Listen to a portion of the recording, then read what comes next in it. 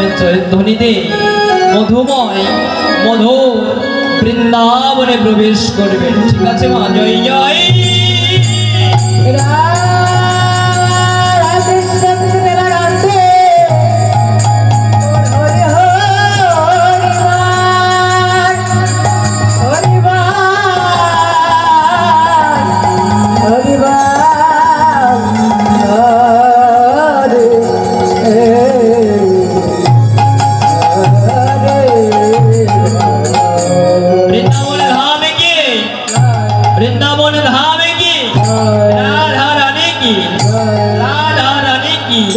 श्याम सुंदर की श्याम सुंदर की जय जय जय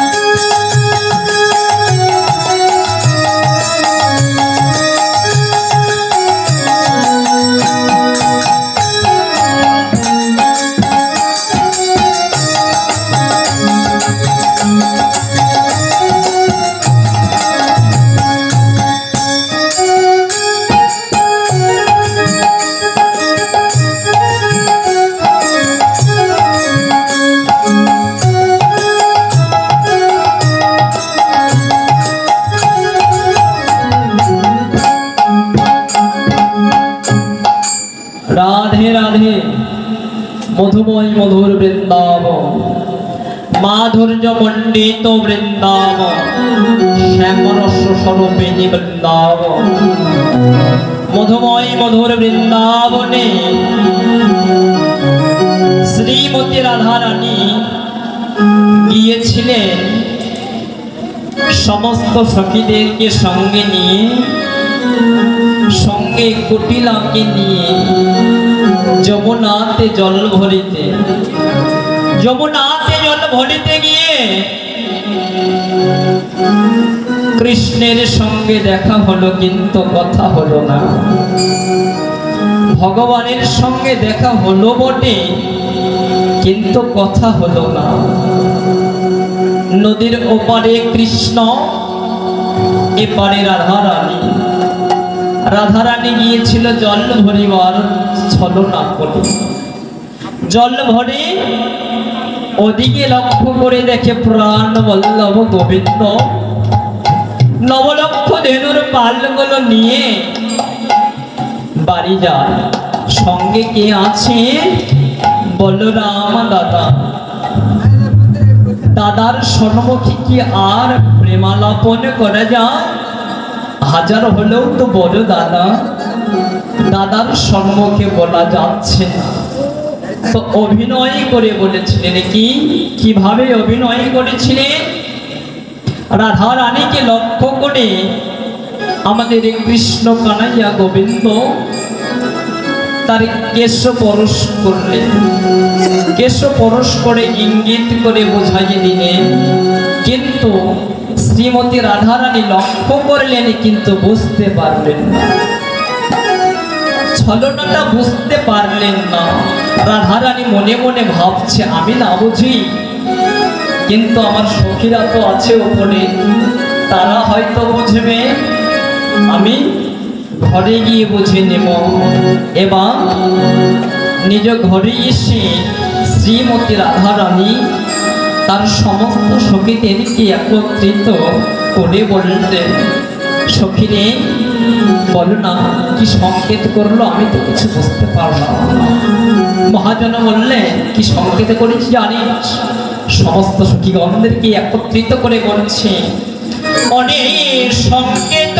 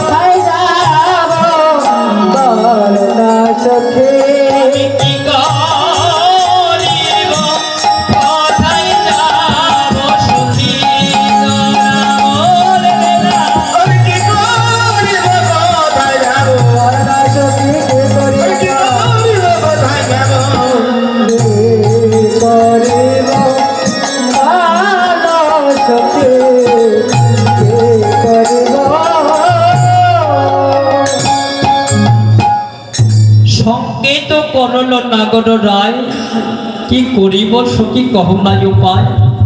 আমি তো ছলনা বুঝতে পারি নাই, তোরা আমাদের একটু বলবি। তখন সখীগণ বলছে, রাধে ও রাধে তুই বুঝিস নাই। বলে রাধে গোবিন্দ কোথায় হস্ত দিয়েছিল? গোবিন্দ মস্তকে হস্ত দিয়েছিল। মস্তকের ওপরে কি আছে বল? কেশ ছিল।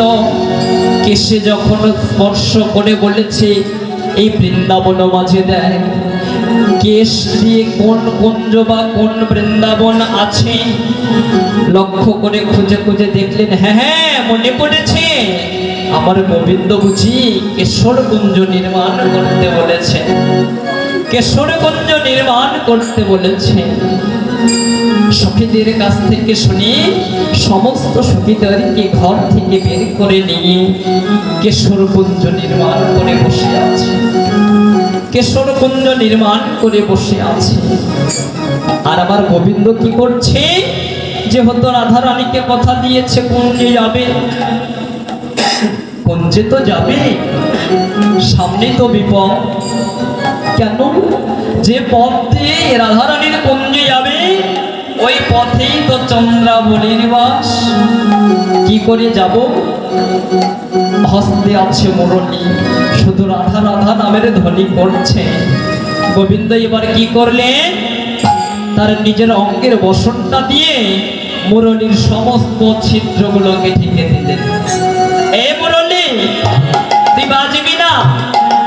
তুই যদি বাজিস তাহলে আমি কোন চন্দ্রাবলীর কাছে ধরা পড়ে যাব। তুই বাজবি না মুরলী। সমস্ত চিত্রটাকে মুদ্রিত করে দিলেন। মুরালির হাতে কি আর হয়? আরো কি আছে? গোবিন্দের চরণে যে নূপুর আছে, নূপুর তো রণ করে বাজে। নূপুরকে থামাবে কি করে? নূপুরকে বলছে, নূপুর রে তুই আমার চরণে বাজিস না নূপুর, আজকে আমি রাধারানীর কুঞ্জে যাব, নূপুর তুই যেন বাজিস না। নূপুর বললেন, গোবিন্দ আমার ধর্মই হলো বাজানো, তুমি বললে তো আমি শুনবো না। তাই গোবিন্দ এবার কি করছি? ওই চরণ হতে নুপুর দুখানা খুলে হস্তকের মধ্যে নিয়েছি, হাতে নিয়েছি। নুপুর তবু যেন বাজিস না। তখন নুপুর কেঁদে কেঁদে বলছে, হা গোবিন্দ, বড় বাসনা করে, বড় কর্ম সাধনা করে তোমার চরণ পেয়েছিলাম। তুমি নিজেই আমাকে কথা দিয়েছিলে গোবিন্দ, কোনোদিনই তোমার চরণ ছাড়া করবে না। আজকে যখন রাধা রানীর জন্য তুমি তোমার চরণ থেকে আমাকে বিতাড়িত করলে, তুমি যতই আমাকে চরণ থেকে খুলো গোবিন্দ, আমি এখন আরো বেশি বাঁচব। এবার হস্তকের মধ্যে নুপুর নিয়ে বাঁশিটাকে ঢেকে নিয়ে গোবিন্দ চলছে কিভাবে? চুপি চুপি চলেছে, চুপি চলেছে, চুপি চুপি চলেছে, আর চুপি চুপি চলেছে। কেউ না যেন জানে, চুপি চুপি চলেছে, না জানে, চুপি চুপি চলেছে।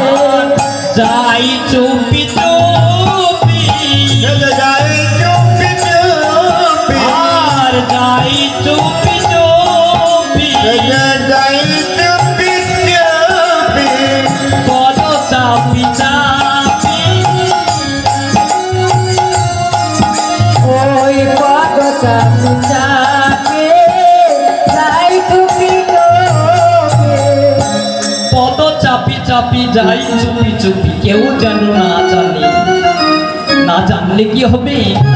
পথটা তো একটাই, চন্দ্রাবলীর ঘর অতিক্রম করে রাধার কুঞ্জ। এখানে একটি গভীর বিষয় আছে ছোট। চন্দ্রাবলীর কুঞ্জ আগে কেন হলো, তারপরে রাধার কুঞ্জ কেন হলো? বাবা বলবো, দেখো শাস্ত্রে বললেন, স্বর্গে যদি যেতে চাও নরকের পথে আগে দাঁড়াও, নরক অতিক্রম না করে কেউ স্বর্গে যেতে পারে? বাবা ওই চন্দ্রাবলীর কুঞ্জ যতক্ষণে কেউ অতিক্রম না করতে পারবে, ততক্ষণ রাধা রানীর কুঞ্জে যেতে পারবে না। যেই মাত্র চন্দ্রাবলীর ওই কুঞ্জের নিকটে এসেছে, অমনি এমনি তখন কি হয়েছে? ওরে রাধা রাধা বলে বাসি বাজিয়া উঠিল, রাধা রাধা বলে বাসি বাজিয়া উঠিল, আর রাধা রাধা বলে বাসি বাজিয়া উঠিল। বাঁশি শুনে পদ্মাবতী বাহির হইল, ওই বাসি শুনে পদ্মাবতী বাহির হইল, বাঁশি শুনে পদ্মাবতী বাহির হইল, বাঁশি শুনে পদ্মাবতী বাহির হইল।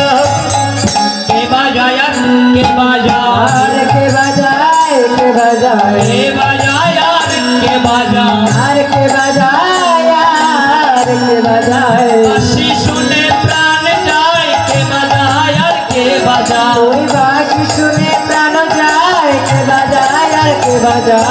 কে বাজায় আর কে বাজায়, কে বাজায় আর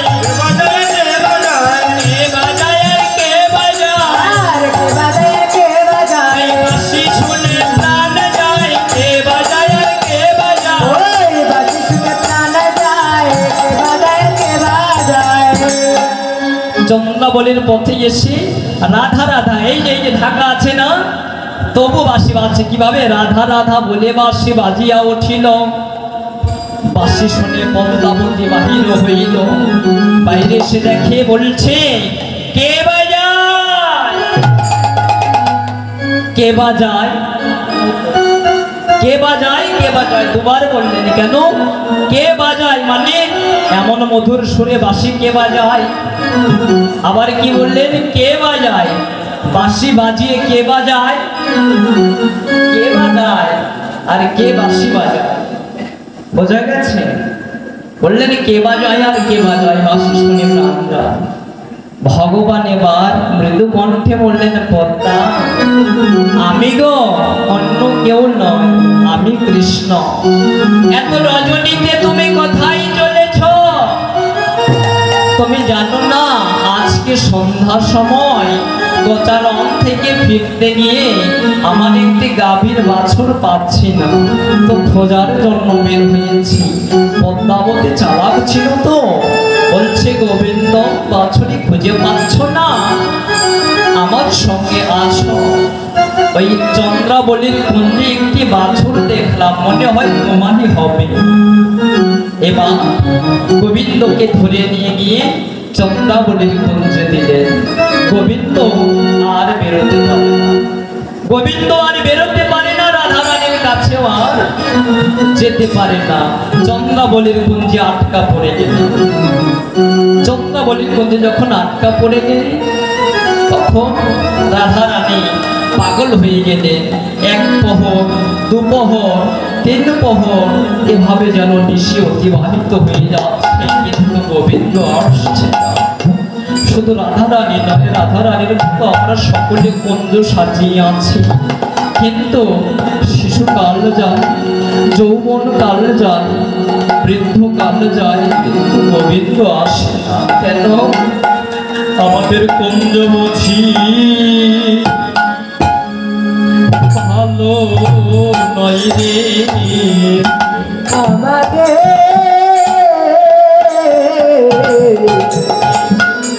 কুঞ্জ বুঝে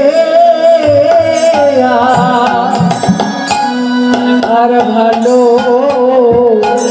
নয় আমাদের ওরে কুঞ্জ বুঝি ওরে ভালো নয় রে, আমাদের কুঞ্জ বুঝে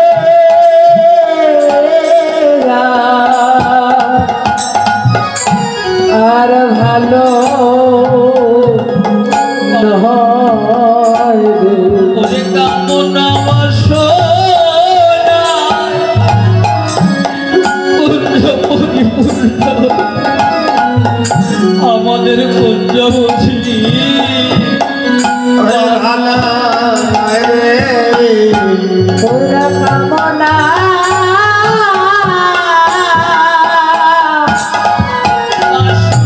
বাসনায় পূর্ণ, এই কুঞ্জ বুঝি আমাদের ভালো নয় রে। আমাদের এই দেহ কুঞ্জটা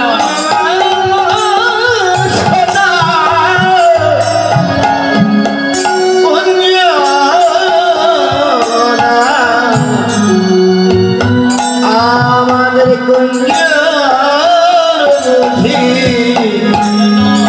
ওরে ভালো নাই রে, আমাদের এই দেহ কুঞ্জটা যেন ভালো নেই, কেন?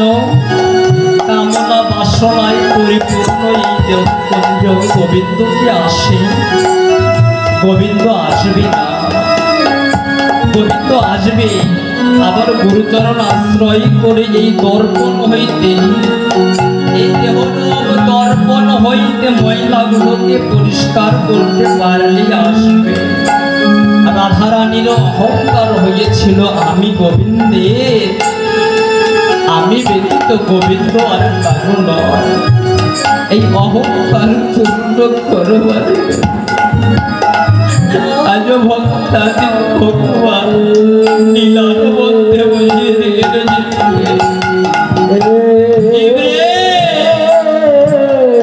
আমি ভক্তের সমস্ত কিছু সহ্য করতে পারি, কিন্তু কোনো ভক্তের অহংকার আমি সহ্য করতে পারি না। ভগবান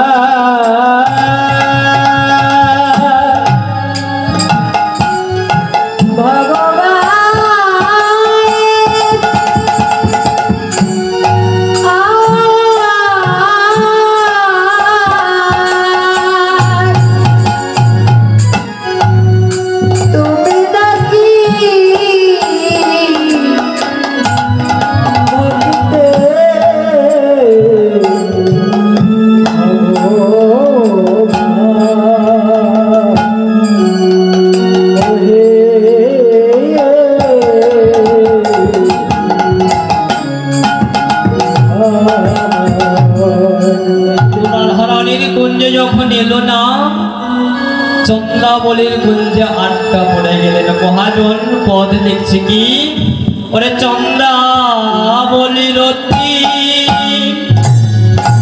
সরমে ঘুমালো। আরে চন্দ্রাবলীর অতি সরমে ঘুমালো।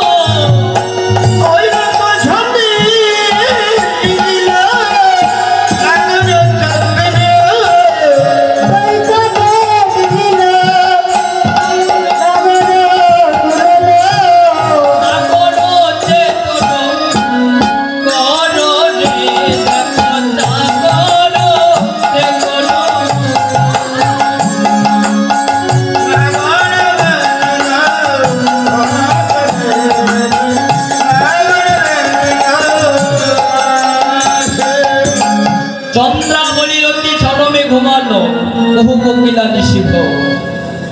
একদম যখন ভোর হয়ে গেল গোবিন্দকে তারপরে ছেড়ে দিলেন, তারপরে ছেড়ে দিলেন গোবিন্দকে। গোবিন্দ মৃদু মৃদু পায়ে হেঁটে চলেছে।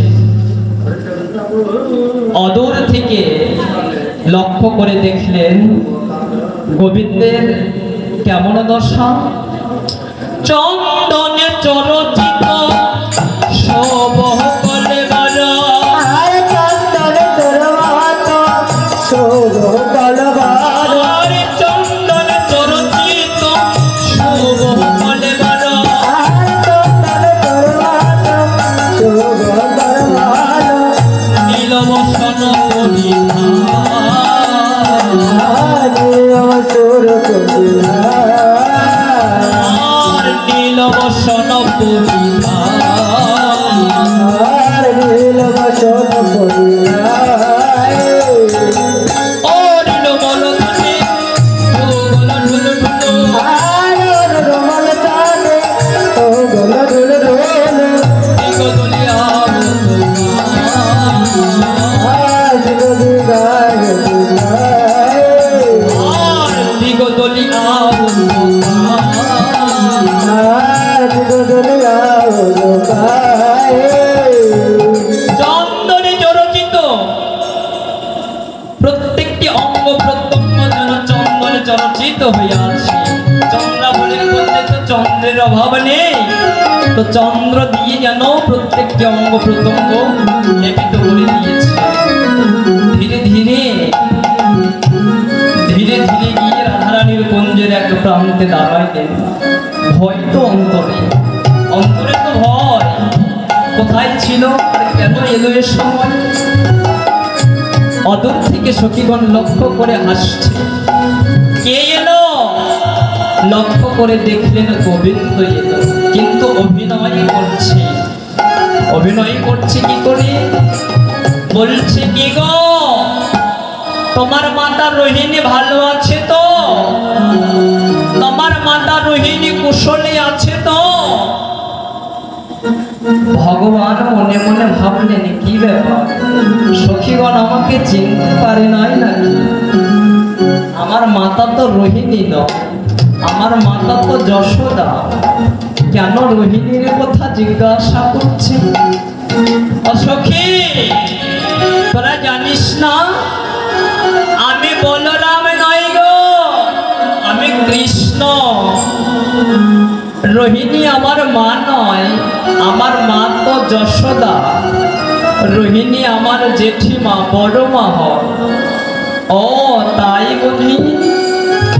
তা আসো বসো, আসনে গ্রহণ করো। ললিতা নতমুখে হাসি হাসি অঙ্কনে আসন দেওয়ালো আমি। আসনে পেতে দিলেন বসবার জন্য। কি আসন?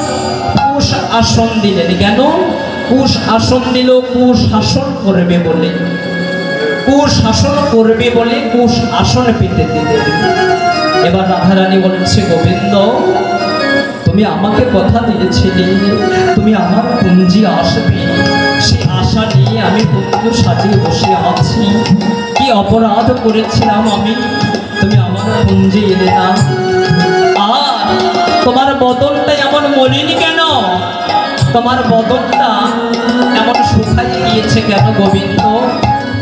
বলছে, রাধে তুমি জানো না, কত রজনীতে আমার খুব জ্বর হয়েছিল, সারাটা রাত যেন ঘুমাতে পারি, এই জন্য বদনটা শুকিয়ে গিয়েছে। ও ভালো কথা, জ্বর হয়েছিল, বেশ ভালো, তাও মানলাম জ্বর হয়েছে, কিন্তু গোবিন্দ বলো বলো, সিঁদুর গাহা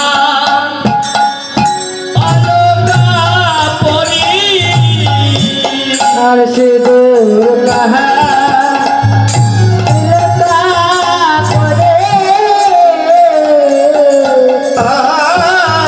তিলকা করে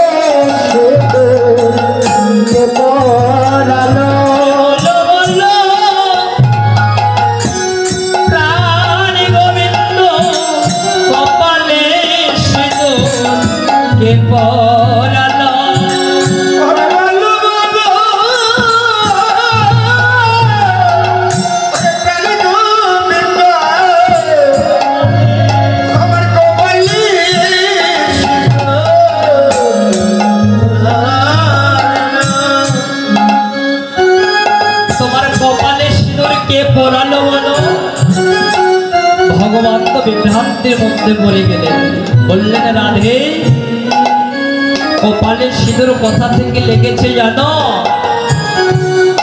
আমার বলরাম দাদার সঙ্গে আমি গিয়েছিলাম গিরি পর্বতের চূড়ায় গৌরী পূজা করতে।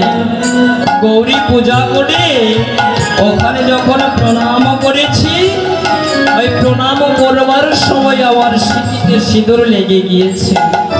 কথাটা ব্যাস লেগে গেল না? কিছুক্ষণ আগে বললো আমি জ্বরে ঘুমিয়েছিলাম, উঠতে পারি না, এখন বলছে গৌরী পূজা করতে গিয়েছিলাম, ধরা পড়ে যাচ্ছে না? হ্যাঁ, বললেন ঠিক আছে, তবুও মানলাম তুমি নয় গৌরী পূজাই করতে গিয়েছিলে, কিন্তু বলো বলো গোবিন্দ, তোমার নীলবসন পীতম্বর কাহা গেল? নীলবসন পরিধান পীতম্বর কাহা গেল? বলো, তুমি নীল বসন পরিধান কেন করেছ? তুমি তো নীল বসন কখনো পরিধান করো না, তুমি তো পীতম্বর বসন পরিধান করো। শ্রীমতী রাধারানীর অঙ্গের স্পর্শ অনুযায়ী তুমি পীতম্বর বসনটা গ্রহণ করো। আজকে কি কারণে, কি বা কারণ হয়েছে তোমার, তুমি নীল বসন পরিধান করেছ? বললেন নীল বসন পরিধান করেছি। লক্ষ্য করে দেখলেন, হ্যাঁ নীল বসন মানে নিজের বসনটা চন্দ্রাবলীর ঘরে রেখে চন্দ্রাবলীর বসন পরিধান করে চলে এসেছে। তখন রাধারানী বলছে, কেন করেছে বলো? গোবিন্দ আবার মিথ্যে কথা, আবার ছলনা করছে। কি ছলনা? গত রজনীতে দাদার সঙ্গে ঘুমিয়েছিলাম, তো ঘুম থেকে জেগে উঠে তাড়াহুড়া করে আমার গলায় দাদার বসনটা আমি পড়েছি, আর আমারটা দাদা পড়েছে। মহাজন পদে দেখছি কি আমি ইচ্ছে করে পড়ি নাই, তবে কি হয়েছে জানো?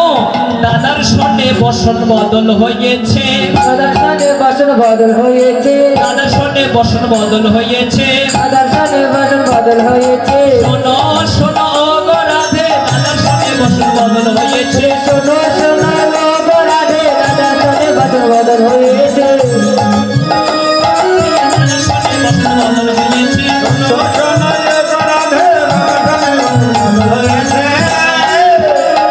ও রাধে, হ্যাঁ দাদার সঙ্গে আমার বসন বদল হয়েছে। রাধা রানীর কাছে কি আর ফাঁকি দেওয়া যায়? এবার রাধা রানী বলছে, গোবিন্দ তুমি কেন মিথ্যে কথা বলছো? আমি তো জানি তুমি চন্দ্রাবলীর কুঞ্জে গিয়েছিলে, আর আমিও তো চাই তুমি চন্দ্রাবলীর কুঞ্জে যাও, তা স্মরণ কেন করলে? মিথ্যা কথা কেন বলছো বলো? আমার কাছে তো সত্য কথা বলতে পারতে, আমি কি তোমাকে যেতে দিতাম না? তুমি হয়তো জানো না, তুমি যদি আমার কাছে সত্য কথা বলতে, চন্দ্রাবলী তো কৃষ্ণ ভজন জানে না, আমি নিজে গিয়ে কি করতাম জানো? ওর হাত ধরে ধরে আমি কৃষ্ণ ভজন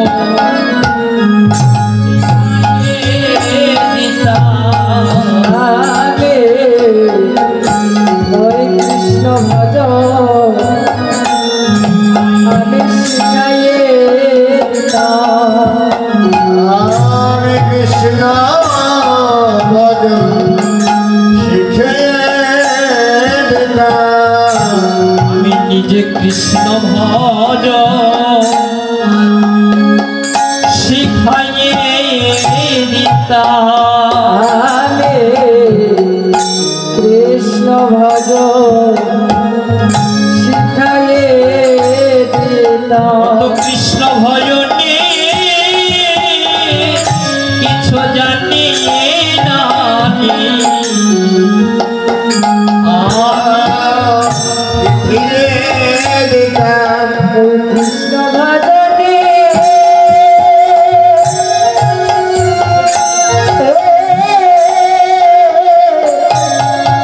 কিছু জানি না,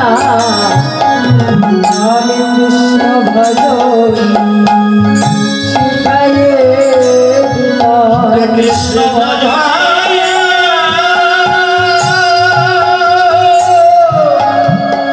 হরে কৃষ্ণ হরে হরে জানি না হে কৃষ্ণ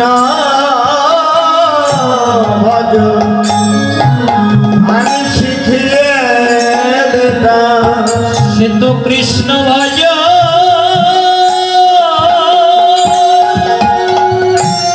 ভজন জানি না রে, কৃষ্ণ ভজ সে শিখাইয়ে দিতাম, হরে জানি না হে তোমাদের শিখাইয়ে দিতাম, হরে জানি না হে ওই কৃষ্ণ ভজ শিখাইয়ে দিতাম।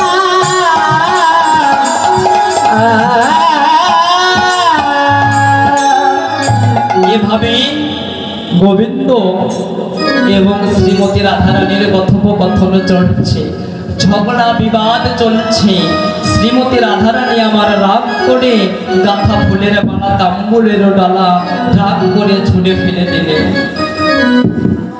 রাগ করে ছুঁড়ে ফেলে দিয়ে তাদের মধ্যে বিরহ বেড়ে গেল, কলম ঝগড়া বেড়ে গেল। এভাবে ঝগড়া করিতে করিতে তারা নতমুখ করে বসে রইলেন। যাই হোক বাবা, এতক্ষণ ঘূর্ণিতা লীলার সাধন করলেন,